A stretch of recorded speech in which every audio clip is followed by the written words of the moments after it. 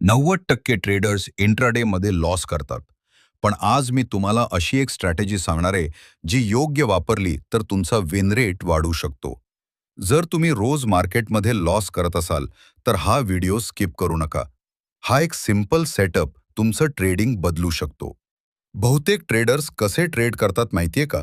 Random entry घेतात, योग्य stop loss ठेवत नाहीत आणि फोमोमुळे चुकीचे निर्णय घेतात.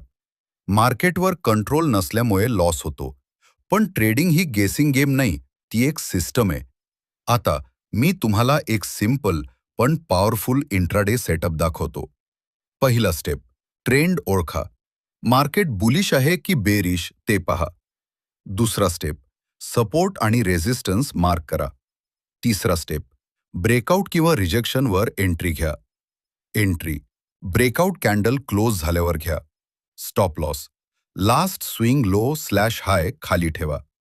टार्गेट, किमान 1 ते 2 रिस्क रिवॉर्ड ठेवा. हा सेटअप खूप सिंपल आहे, पण डिसिप्लिननं फॉलो केला तर पॉवरफुल रिझल्ट देतो. चला आता लाईव्ह उदाहरण पाहूया.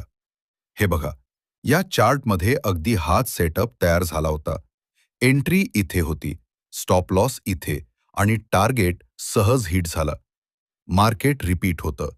पॅटर्न्स रिपीट होतात, फक्त आपल्याला ते ओळखता आले पाहिजे. जर तुम्हाला असे प्रॅक्टिकल ट्रेडिंग व्हिडिओ पाहिजे असतील, तर चॅनल सबस्क्राईब करा.